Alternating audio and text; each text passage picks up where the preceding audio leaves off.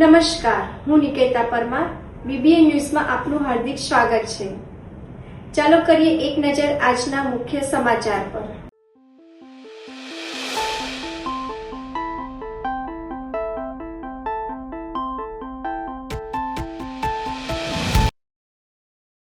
વિશ્વામિત્રી નદી કિનારે ગબ્બિયન વોલની કામગીરી દરમિયાન મળ્યા 1870ના દાયકાના ઐતિહાસિક સિક્કા.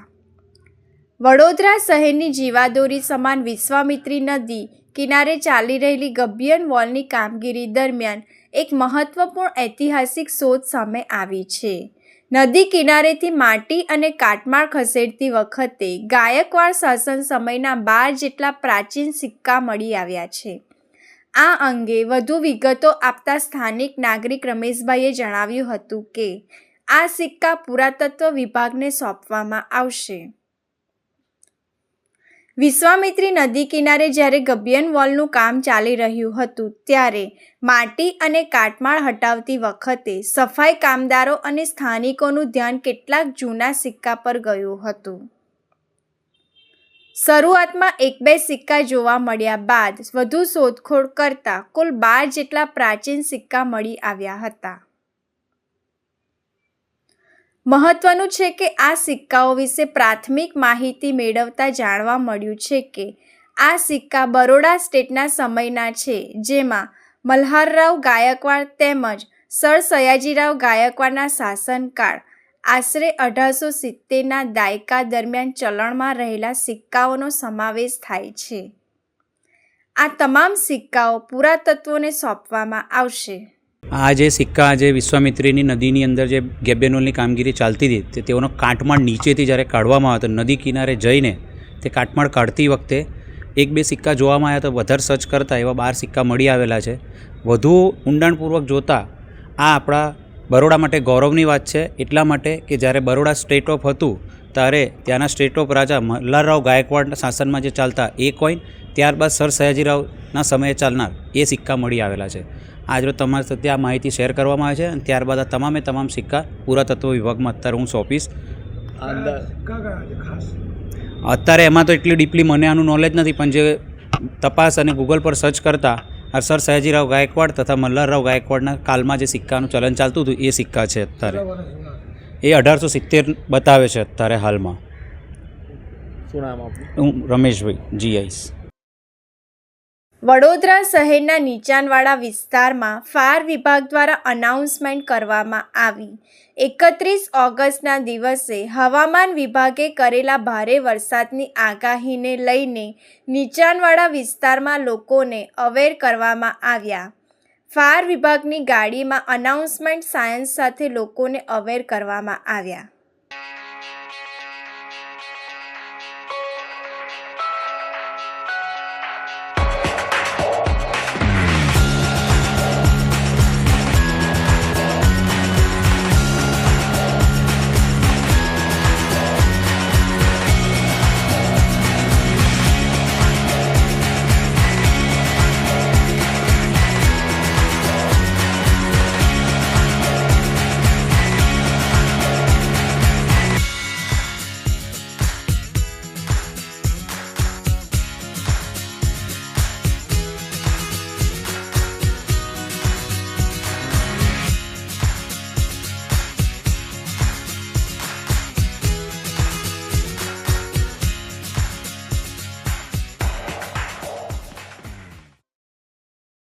વડોદરામાં 2 કલાકમાં 1.7 ઇંચ વરસાદ પડતા તંત્ર એલર્ટ મોડ પર આવ્યું છે. સાંજે ભારે વરસાદની આગાહી વચ્ચે કમિશનરની નાગરિકોને અપીલ કરવામાં આવી. શહેરમાં આજે સવારે 2 કલાકમાં 1.7 ઇંચ અને ઉપરવાસમાં 4 ઇંચ વરસાદ નોંધાયો છે. આ વરસાદથી આજવા અને પ્રતાપપુરા જળાશયોમાં પાણીની આવક વધી છે. મહાનગરપાલિકાનું વહીવટી તંત્ર સવારથી જ રોડ, રસ્તા, ડ્રેનેજ ક્લિનિંગ અને જળભરાવ દૂર કરવાની કામગીરીમાં જોડાયું છે. ફાયર ટીમો દ્વારા ઝાડ પડવા, જર્જરિત મકાન અને ફસાયેલા વાહનોના કોલ્સનો ઉકેલ લાવવામાં આવ્યો છે.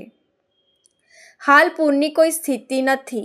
આજવા સરોવરની સપાટી 208 ફૂટ અને વિશ્વામિત્રીની સપાટી કાલાઘોડા ખાતે 7.5 ફૂટ છે.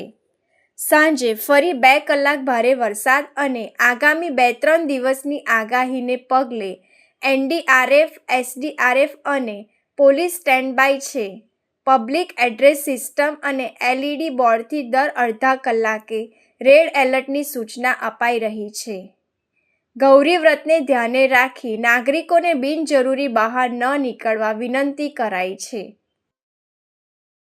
કારેલીબાગ વુડા સર્કલ પાસે જળબંબાકાર, સ્થાનિકોમાં ભારે રોષ. વડોદરાના કારેલીબાગ વુડા સર્કલ નજીક આવેલી અયોધ્યાનગર, ઉપવન, જીતેન્દ્ર પાર્ક, સુંદરમ પાર્ક, જલારામનગર અને સહયોગનગર જેવી સોસાયટીઓના 5000થી વધુ નાગરિકો માટે અવરજવરનો એકમાત્ર રસ્તો સહેજ જ વરસાદમાં 1.5 થી 2 ફૂટ પાણીમાં ગરકાવ થઈ જાય છે. નિયમિત વેરો ભરવા છતાં વિસ્તારના રહીશોને ભારે હાલાકી ભોગવવી પડી રહી છે. સ્થાનિકોનો આક્ષેપ છે કે ચૂંટણી સમયે વચનો આપતા નગરસેવકો, ધારાસભ્યો અને સાંસદ ચૂંટાયા બાદ આ પ્રશ્ન નિષ્ક્રિય થઈ જાય છે.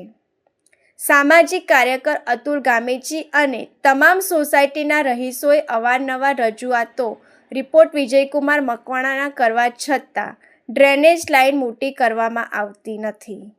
નાગરિકોની એક જ માંગ છે કે તંત્ર દ્વારા વહેલામાં વહેલી તકે નવી વરસાદી કાસ બનાવી પાણીના નિકાલનું કાયમી સગવડ કરવામાં આવે. વડોદરા શહેરનો આ કારેલીબાગ વિસ્તાર છે અને જોવા જઈએ તો વુડા સર્કલથી બાપા સીતારામની ડેરીથી અંદર જતો આ મુખ્ય રોડ છે, જ્યાં 4 થી 5 સોસાયટી સાથે સ્લમ વિસ્તાર આવે છે, જેમ કે અયોધ્યાનગર, ઉપવન સોસાયટી, જીતેન્દ્ર પાર્ક, અનેક સોસાયટી આવેલી છે, સાથે સહયોગનગર આવેલ છે અને 5 થી 7 હજાર વસ્તીનો મુખ્ય રોડ છે. જ્યારે પણ જોવા જઈએ તો એક નાનો પણ વરસાદ પડે છે તો આખો રોડ પર પાણી ભરાઈ જાય છે. 1.5 થી 2 ફૂટ જેટલા પાણી ભરાઈ જાય છે, જેથી કરીને નાગરિકોને અવરજવર કરવાની મુશ્કેલીઓ પડે છે, નોકરીઓ પર રજા પડી જાય છે.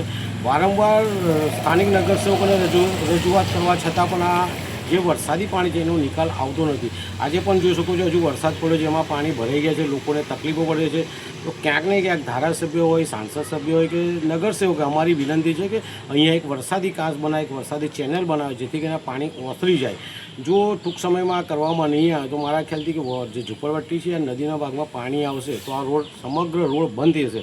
તો સ્થાનિક ધારાસભ્ય, સ્થાનિક નગરસેવકોને અમારી માંગ છે કે વહેલામાં વહેલી કે અહીંયા એક વરસાદી કાંસ બનાવે. વડોદરામાં ભારે વરસાદની આગાહી વચ્ચે તંત્ર એલર્ટ મોડ પર. વડોદરામાં ભારે વરસાદની આગાહીને પગલે સ્થાનિક પ્રશાસન સંપૂર્ણ રીતે એલર્ટ મોડ પર આવી ગયું. કોઈપણ આપાતકાલીન પરિસ્થિતિને પહોંચી વળવા માટે વડોદરા કલેક્ટર ઓફિસ ખાતે રેસ્ક્યુ બોટ લાવવામાં આવી. બચાવ અને રાહત કામગીરી ઝડપથી શરૂ કરી શકાય તે માટે તમામ તૈયારીઓ પૂર્ણ કરી દેવામાં આવી. સંભવિત આપત્તિજનક સ્થિતિને ધ્યાનમાં રાખીને તંત્ર દ્વારા નાગરિકોને પણ સાવચેત રહેવા જણાવાયું છે. સૌને નમસ્કાર. હું અનિલ ધામેલિયા, કલેક્ટર વડોદરા. આપ સૌ વડોદરાવાસીઓને એક અપીલ કરવા માંગુ છું.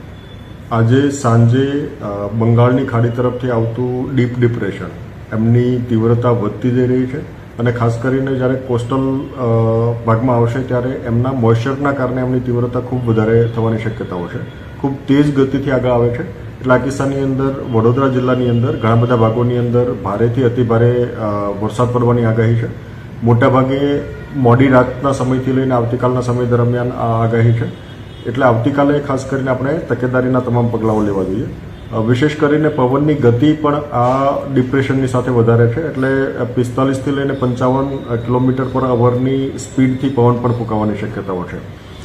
તમામ વડોદરાવાસીઓને મારી વિનંતી છે કે આગામી 24 કલાક દરમિયાન આપણા માટે વિશેષ કરીને સંકટ થોડું વધારે છે. એટલે આપ વિશેષ કરીને સુરક્ષિત સ્થાન રહો, આપ પોતે સુરક્ષિત રહો, એ માટેના તમામ પ્રયાસો આપણે કરવાના છે. તમામ શૈક્ષણિક સંસ્થાઓમાં આપણે આવતીકાલે રજા જાહેર કરી છે. આથી કોઈ પણ સંસ્થાન, ખાસ કરીને શૈક્ષણિક સંસ્થાન તો બંધ હોય છે. આ ઉપરાંત વોકેશનલ એજ્યુકેશનલ ઇન્સ્ટિટ્યૂટ હોય, પોલિટેકનિક હોય અથવા કોચિંગ ક્લાસ હોય, આ તમામે બંધ રાખવાના છે. કોઈ પણ ઇન્સ્ટિટ્યુશન ચાલુ ના રહે એ બાબતની તકેદારી રાખવાની છે. શક્ય હોય ત્યાં સુધી કંપનીઝ અને અન્ય એસ્ટાબ્લિશમેન્ટ વર્ક ફ્રોમ હોમ કરે એ દિશાનો પ્રયત્ન આપણે કરવાનો છે. આ સિવાય તમામ વ્યક્તિઓ પોતે સુરક્ષિત સ્થળોએ રહે, નદી કાંઠાના વિસ્તાર કે તળાવવાળા વિસ્તારની અંદર ના જાય એ બાબતે આપણે તકેદારી રાખવાની છે. માછીમારી પ્રવૃત્તિ બંધ રાખવાની છે અને વિશેષ કરીને કોઈ નદી કાંઠાના કે તળાવ કાંઠાના ભાગની અંદર પણ કોઈ પ્રવેશે નહીં એ બાબતે આપણે તમામ તકેદારી રાખવાની છે. વિશેષ કરીને કોઈ કોઝવેની અંદર પાણી ભરાતા હોય તો એ પાણી પણ આપણે ઓળંગીએ નહીં, એમને ક્રોસ કરવાનો પ્રયત્ન ના કરીએ, એ આપણે તકેદારી રાખીશું. કોઈ જર્જરિત મકાનમાં અથવા તો અસુરક્ષિત હોય એવા ભાગની અંદર આપણને લાગતું હોય તો તાત્કાલિક આપણે યોગ્ય સુરક્ષિત સ્થળે પહોંચીએ એ માટેની તૈયારી રાખવાની છે.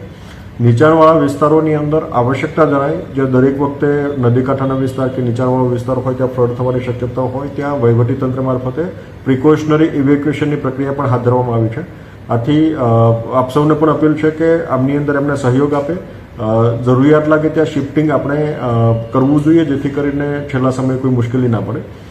સમગ્ર disaster management machinery active mode ઉપર છે. સમગ્ર રાત્રિ દરમિયાન પણ આપણે કંટ્રોલ રૂમ પણ ઓપન રાખીશું, લોકો પણ સતત એક્ટિવ રહેવાના છે. આપણી સમગ્ર મશીનરી એક્ટિવ છે. જરૂરિયાત લાગે ત્યાં આપણે એનડીઆરએફ, એસડીઆરએફ, આર્મી કે એરફોર્સની મદદ પણ લઈશું. પણ આપ સૌને પૂરતી તકેદારી રાખીએ, સુરક્ષિત સ્થળોએ રહીએ અને આપણે પોતાના પરિવારને અને આજુબાજુના લોકોને સુરક્ષિત બનાવીએ એ દિશાની કાળજી રાખીએ એવી તમામ સૌને અપીલ છે. આભાર. Gujarat high alert. ભારે વરસાદના કારણે તંત્ર એલર્ટ. વડોદરા જિલ્લામાં અતિ ભારે વરસાદની હોવાની આગાહીના પગલે જિલ્લા કલેક્ટર શ્રી ડૉક્ટર અનિલ ધામેલિયાની અપીલ. આજે 31 જુલાઈ 2026 ભારતીય હવામાન વિભાગની આગાહી મુજબ આજે ગુજરાતના 13 જેટલા જિલ્લાઓની અંદર, વડોદરા સહિતના જિલ્લાઓની અંદર રેડ એલર્ટ જાહેર કરવામાં આવ્યું છે. વડોદરા જિલ્લામાં ભારેથી અતિ ભારે વરસાદની આગાહી આજે છે. આજે સાંજે 5 વાગ્યાથી લઈને આવતીકાલે સાંજે 5 વાગ્યા સુધી મોન્સૂન ટ્રફ પાસ થવાનું છે. હાલમાં મોન્સૂન ટ્રફ વિદર્ભ અને દક્ષિણી મધ્યપ્રદેશના ભાગમાં છે, જે સાંજના સમયે વડોદરા અને આસપાસના વિસ્તારમાં આવશે, ત્યારે ભારે વરસાદની આગાહી છે. અમુક સ્થળોએ આત્યંતિક ભારે વરસાદ થવાની શક્યતાઓ પણ રહેલી છે. જિલ્લા આપત્તિ વ્યવસ્થાપન કેન્દ્ર દ્વારા તમામ વ્યવસ્થા કરવામાં આવેલી છે. તમામ ટીમ સાબદી છે. અધિક કલેક્ટરની ટીમ દરેક તાલુકાની અંદર ડિપ્લોય કરવામાં આવેલી છે. Round the clock control room ચાલુ કરવામાં આવ્યા છે. તમામ વિભાગો દ્વારા પણ એમના કંટ્રોલ રૂમ ચાલુ કરવામાં આવ્યા છે. આ સાથોસાથ આપણે સગર્ભા મહિલાઓનું શિફ્ટિંગ જ્યાં શક્ય હોય, જેમની એક્સપેક્ટેડ ડિલિવરી ડેટ નજદીકમાં હોય, એમને શિફ્ટિંગ કરવાની કામગીરી પણ આજે હાથ ધરી છે. 5 ગામોની અંદર, જેમાં પોર, દેણા, ડબકા, માલસર ઇત્યાદિ ગામોની અંદર આપણે શિફ્ટિંગની કામગીરી પણ હાથ ધરેલી છે અને પ્રિકોશનરી ઇવેક્યુએશન હાલના તબક્કે કરેલું છે. આ ઉપરાંત એનડીઆરએફની 3 ટીમ આપણી પાસે મોજૂદ છે. એસડીઆરએફની ટીમ અવેલેબલ છે. આ ઉપરાંત આર્મી અને એરફોર્સ એની ટીમ પણ એલર્ટ છે અને જરૂરિયાત મુજબ એમનો ઉપયોગ પણ કરી શકાશે. વડોદરાના નાગરિકોને ખાસ કરીને અપીલ કરવા માગું છું કે આજના દિવસે શક્ય હોય ત્યાં સુધી આપણે જે બહારના ભાગમાં નીકળવાનું ટાળવું જોઈએ. પ્લાન ટ્રાવેલ હોય તો એમને આપણે શક્ય હોય ત્યાં સુધી એવોઇડ કરવો જોઈએ. કોઈ અનનેસેસરી નેશનલ હાઈવે કે સ્ટેટ હાઈવે, કેમ કે સામાન્ય રીતે ટ્રાફિક જામ થવાની શક્યતાઓ પણ વધી જતી હોય છે, એટલે સ્ટક ના થાય એટલા માટે આપણે શક્ય હોય ત્યાં સુધી એ પણ એવોઇડ કરવું જોઈએ. વિશેષ કરીને નીચાણવાળા વિસ્તારની અંદર આપણે જવાનું ટાળવું જોઈએ. નદી કાંઠાના ભાગની અંદર વડોદરા જિલ્લાની અંદર નર્મદા, ઢાઢર, વિશ્વામિત્રી, દેવ અને મહીસાગર આ તમામ નદી કાંઠાના વિસ્તારોની અંદર નીચાણવાળા ગામોની અંદર લોકો ન જાય એની તકેદારી રાખવી જોઈએ. ઇવેક્યુએશન તંત્ર દ્વારા કરવામાં આવે છે. સ્થાનિકે પણ સ્વમેળે નીચાણવાળા વિસ્તાર કે ભયજનક વિસ્તાર હોય ત્યાંથી લોકોએ સ્વમેળે જ આગામી 24 કલાક માટે શિફ્ટિંગ કરી દેવું જોઈએ, જેથી કરીને નીચાણવાળા વિસ્તારમાં ફસાવાનો પ્રશ્ન ઉપસ્થિત ના થાય. ગ્રામ્ય વિસ્તારની અંદર પશુઓ આપણા શક્ય હોય ત્યાં સુધી સાંજના સમયે ખુલ્લા રાખવા જોઈએ, જેથી કરીને પશુઓના મૃત્યુ પણ અટકાવી શકાય. આ ઉપરાંત આપણે શક્ય હોય ત્યાં સુધી વૃક્ષ, ટ્રાન્સફોર્મર્સ, થાંભલા, વાયર ઇત્યાદિની આસપાસ અથવા ભયજનક બિલ્ડિંગ હોય તો એની આસપાસ જતા અટકવું જોઈએ.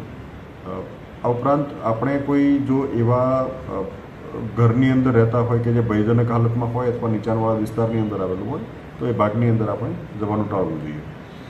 કોઈ કોઝવેમાં પાણી ભરાયેલું હોય તો આપણે કોઈ પણ સંજોગોમાં એને પાસ ના કરવું જોઈએ, ક્રોસ ના કરવું જોઈએ. આપણે તમામ જગ્યાએ ભયજનક બોર્ડ પણ લગાવ્યા છે અને એ ઉપરાંત પોલીસની ટીમ પણ ત્યાં હાજર રહેશે. પણ શક્ય હોય ત્યાં સુધી નાગરિકોએ પણ જવાનું ટાળવું જોઈએ. આપણે જ્યાં જે ભાગોની અંદર તમે પાણી ભરાવાની શક્યતાઓ વધારે છે આ ભાગની અંદર આપણો આવશ્યક પુરવઠો દવાઓનો જથ્થો પણ આપણે તૈયાર રાખવો જોઈએ, જેથી કરીને છેલ્લા સમયે આપણને કોઈ મુશ્કેલી ના પડે. કોઈ મેડિકલ કન્ડિશન હોય અને તાત્કાલિક કોઈ હોસ્પિટલાઇઝ થવાની આવશ્યકતા હોય તો હોસ્પિટલાઇઝ પણ થવું જોઈએ. શક્ય હોય ત્યાં સુધી આપણે પેનિક ક્રિએટ ના કરવું જોઈએ. જે અધિકૃત સૂચનાઓ આપણને માહિતી વિભાગ મારફતે અથવા આપત્તિ વ્યવસ્થાપન તંત્ર મારફતે મળે છે એ સૂચનાઓ બધે ફોરવર્ડ કરીએ, એમનું અનુપાલન કરીએ એવો અનુરોધ આપ સૌને કરું છું. ગૌરી વ્રત નિમિત્તે ગજાનન સાઈ શક્તિ સેવા ટ્રસ્ટ દ્વારા દિવ્યાંગ બહેનોની દીકરીઓને લસ્સી અને ફરાળી વેફરનું વિતરણ. ગજાનન સાઈ શક્તિ સેવા ટ્રસ્ટ વડોદરા દ્વારા દર વર્ષની પરંપરા મુજબ આ વર્ષે પણ ગૌરી વ્રત નિમિત્તે સેવાકીય કાર્યક્રમનું આયોજન કરવામાં આવ્યું હતું.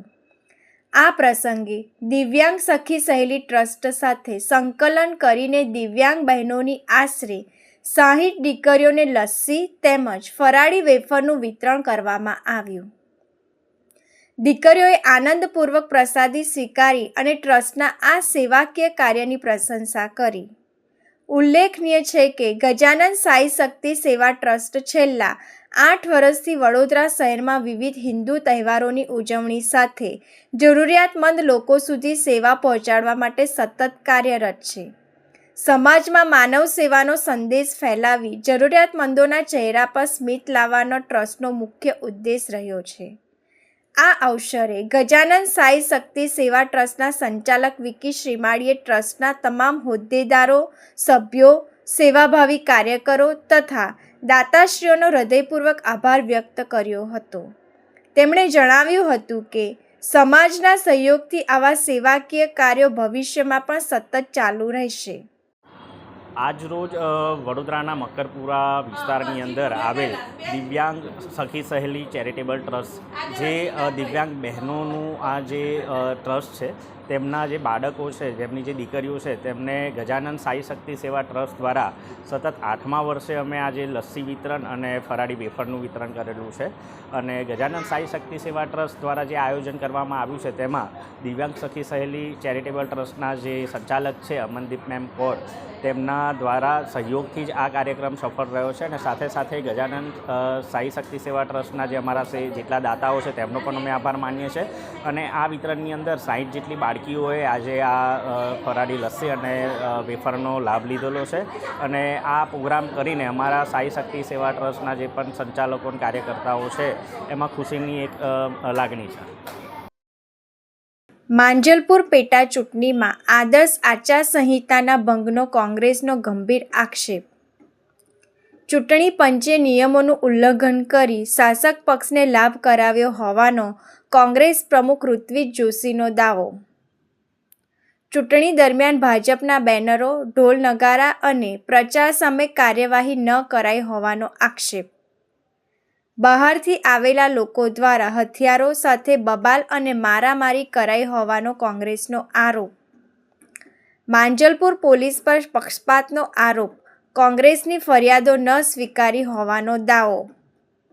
કોંગ્રેસના આગેવાન નરેશ ગોહિલ અને તેમના પરિવાર પર હુમલો થયો હોવાનો આક્ષેપ.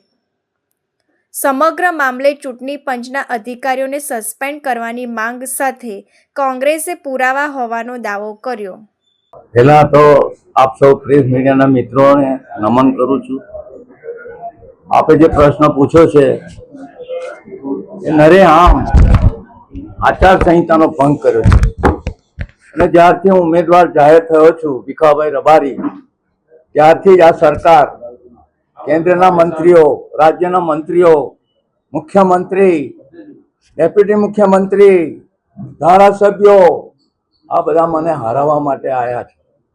પણ મારી જનતા એને નકારી કાઢ્યા છે. એ લોકોને એટલા બધા હથકંડા કર્યા અને જે માહિતી એમને આપી છે આપ સમક્ષ, એટલે આ મારાથી ડરી ગયેલી આ સરકાર આખી સલ્તનત અહીં આગળ બેહાડી દીધી છે.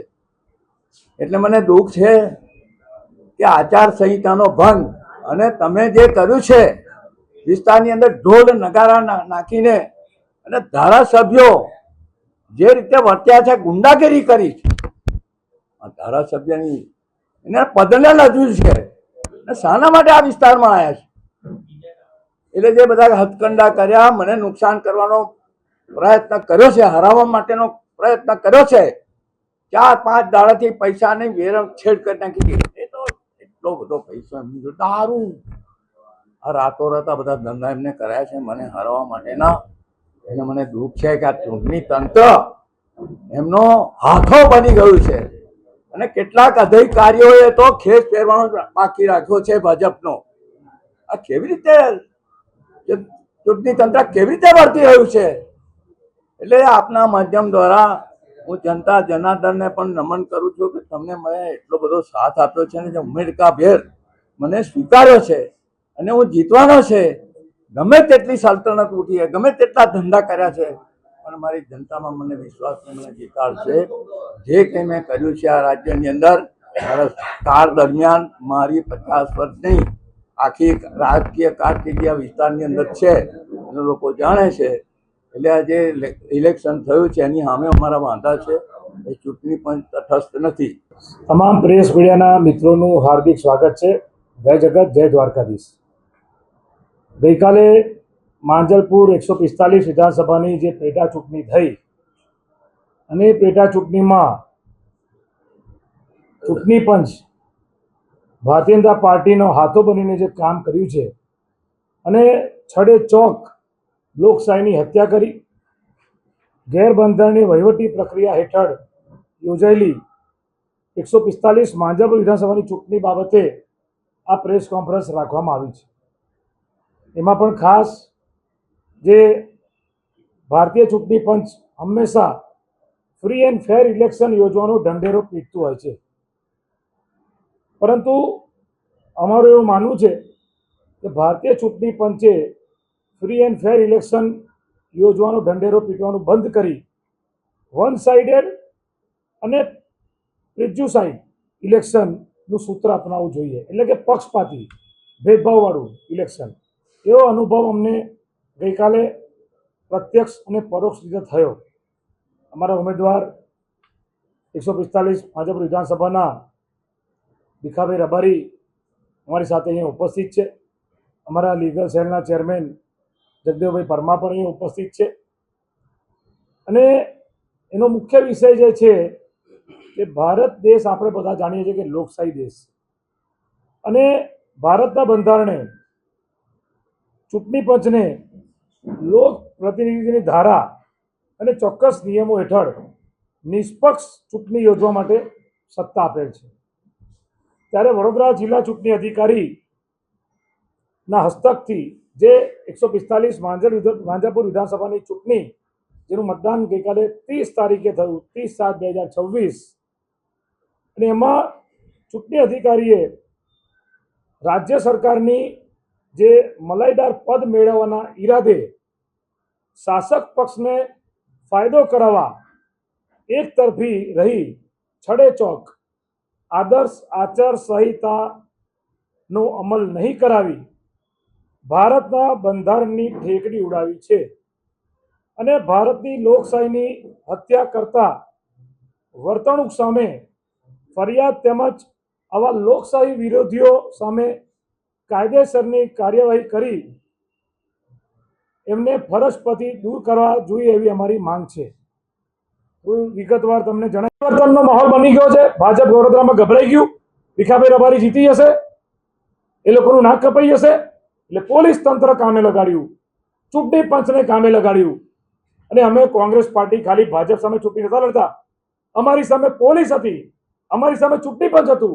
અને તે છતાં તમને કહું છું કે જે રીતે વોટિંગ થયું છે અને જે વિશ્વાસ લોકોએ મતદારોનો અમે આભાર માની કે જે રિસ્પોન્સ અમને આપ્યું છે, અમને વિશ્વાસ છે કે જ્યારે રિઝલ્ટ આવશે ત્યારે કોંગ્રેસની તરફેણમાં આવશે. પરંતુ એનાથી ગભરાઈ ગયેલી ભાજપે આ જે વર્તણૂક કરી, જે ઘટનાક્રમ બન્યો, એ ઘટનાક્રમ કહેવા અમે આપના માધ્યમથી જાહેર જનતામાં અમારો સંદેશો આપવા આ પ્રેસ કોન્ફરન્સ રાખી.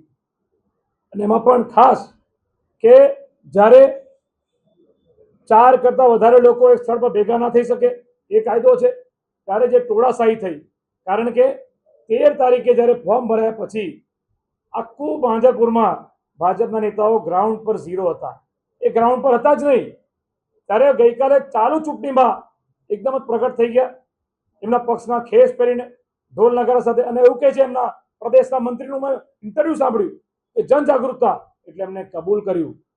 ભાઈ, ચૂંટણી પંચે જાગૃતતા ફેલાવવા માટે અને પ્રચાર પ્રસાર માટે સમય આપેલો છે. 29મી સાંજે પ્રચાર બંધ થઈ જાય, 48 કલાક પહેલા પ્રચાર બંધ થઈ જાય, એ કાયદો કે છે, નિયમ કે છે. તો જ્યારે એમના મંત્રીએ સ્વીકાર લીધું કે એમને આદર્શ આચારસંહિતાનું પાલન કર્યું છે. એમના જે શહેરના નેતાઓ, જે મહામંત્રી છે, એમના મેસેજના, ટેક્સ્ટ મેસેજના સ્ક્રીનશોટ અમારી પાસે આવ્યા કે મેસેજ લખ્યો કે બધા સવારે 10 વાગે બધા પોતપોતાના વિસ્તારમાં ખેસ અને ઢોલ નગારા સાથે પહોંચી જાઓ. તો આ પણ લોકો એમની વાતોમાં ના આવ્યા, એમને ગમે તેટલા ઢોલ નગારા વગાડ્યા, ગમે તેવું કર્યું, પણ એ પ્રજાએ કેટલી જગ્યાએ એમને બહાર કાઢ્યા. તો એમને બહાર કાઢ્યા તો નરેશ ગોહિલના પરિવાર એવા લોકોની ઉપર થઈ છે અને ઘરના પરિવાર પર એટેક કર્યું. કેટલા અંશે વ્યાજબી કહેવાય? શું આ લોકશાહી છે? શું આ ચૂંટણી નિષ્પક્ષ છે? અમે તો લડ્યા અને લડીશું, પણ હવે અમે આપણા માધ્યમથી આ વડોદરાની જનતા પર છોડીએ છીએ અને પ્રજા જ ચૂંટણીમાં સર્વોપરી હોય છે. ત્યારે આપ સૌ અહીંયા આવ્યા છો, અમારા આપના આભારી છે. અમે અમારી વાત તમારા વચ્ચે મૂકી છે અને આ રજૂઆત અમે જે છે એ ચીફ ઇલેક્શન કમિશનર દિલ્હી, ગુજરાતના રાજ્યપાલના ચૂંટણીના જે ઓફિસર છે અને વડોદરાના પોલીસ કમિશનર, આ બધાને અને કલેક્ટરને, આ બધાને મેં આ રજૂઆત લેખિતમાં કરેલી છે. અને સવારે જ્યારે 5:30 વાગે મોક પોલની શરૂઆત થઈ, 6:30 વાગે હું પોતે ભવન સ્કૂલ ખાતે અને અમારા ઉમેદવાર ભીખાભાઈ રબારી હાજર હતા. ભાજપના બૂથના એજન્ટ શરૂઆતથી જ જાણે આચારસંહિતાના ભંગ કરવાના ઈરાદે આવ્યા હોય કે એમના હાથમાં એમના પક્ષના સિમ્બોલવાળી થેલી, જેનો વિડીયો મેં તમામ પ્રેસ મીડિયાને આપ્યો છે. ત્યાં હાજર પ્રિસાઇડિંગ ઓફિસર કોઈ રોકટોક વગર એમને અંદર આવવા દે. કોંગ્રેસ પક્ષ તરીકે જ્યારે અમે જોયું, કારણ કે હું પોતે એક સહ પ્રમુખ તરીકે નહીં, પણ અમારા ઉમેદવાર ભીખાભાઈ રબારીનો હું ચૂંટણી એજન્ટ છું. ઓફિશિયલી મારી પાસે ચૂંટણી પંચે મને આઈ કાર્ડ આપેલું છે. માટે જ્યારે અમે અંદર જઈને એનો વિરોધ દર્શાવ્યો, ત્યારબાદ એ થેલીઓને બહાર મૂકી. સાવલી તાલુકામાં વીજળીના કડાકા સાથે મેઘરાજાની પધરામણી, તંત્ર એલર્ટ મોડ પર. હવામાન વિભાગ દ્વારા કરવામાં આવેલી ભારે વરસાદની આગાહીને પગલે આજે સાવલી તાલુકામાં વાતાવરણમાં અચાનક પલટો આવ્યો હતો. દિવસભરના અસહ્ય ઉકળાટ બાદ સાંજના સમયે વીજળીના કડાકા ભડાકા અને ગડગડાટ સાથે મેઘરાજાએ ધમાકેદાર એન્ટ્રી કરી હતી. હાલ સમગ્ર સાવલી તાલુકામાં સર્વત્ર ધોધમાર વરસાદ વરસી રહ્યો છે. લાંબા સમય પછી પડેલા આ મુસળધાર વરસાદને કારણે સમગ્ર પંથકમાં શીતળતા વ્યાપી ગઈ છે અને લોકોને ગરમીમાંથી મોટી રાહત મળી છે. બીજી તરફ હવામાન ખાતાની ભારે વરસાદની આગામી સૂચનાઓએ ગંભીરતાથી લેતા તાલુકાનું વહીવટી તંત્ર તાત્કાલિક એલર્ટ મોડ પર આવી ગયું છે. કોઈપણ ઇમરજન્સી પરિસ્થિતિને પહોંચી વળવા માટે નીચાણવાળા વિસ્તારો પર સતત નજર રાખવામાં આવી રહી છે અને નાગરિકોને પણ સાવચેત રહેવા અપીલ કરવામાં આવી છે. ડભોઈ ઉપરવાસમાં સર્વત્ર વ્યાપક વરસાદ. વડોદરા જિલ્લાના તીર્થક્ષેત્ર ચાંદોદ ખાતે નર્મદા નદીના જળપ્રવાહમાં વ્યાપક વધારો. છોટાઉદેપુર જિલ્લામાં વરસેલા વ્યાપક વરસાદથી ઓરસંગ નદી ધસમસતા પ્રવાહ સાથે નર્મદા નદીમાં ભળી. ઉપરાંત નર્મદા કાંઠાના તિલકવાડા અને ઉપરવાસમાં વરસેલા વરસાદથી મેણ નદીનો પ્રવાહ પણ નર્મદા નદીમાં ભળ્યો. ચાલુ સિઝનમાં પ્રથમવાર વ્યાપક પાણીના પ્રવાહ સાથે નર્મદા નદી ચાંદોદમાં વહેતી જોવા મળી. પાણીની આવક આ પ્રમાણે સતત ચાલુ રહેશે તો ચાંદોદ ખાતે નર્મદા નદી ચાલુ સિઝનમાં પ્રથમવાર 2 કાંઠે થવાની સંભાવના. નાવિકોએ પોતાની હોડીઓ સુરક્ષિત કાંઠા ઉપર લાંગરી. નર્મદા કિનારે રમણીય દ્રશ્યો સર્જાયા. અમદાવાદ ભાવનગર હાઈવે પર દુર્ઘટના.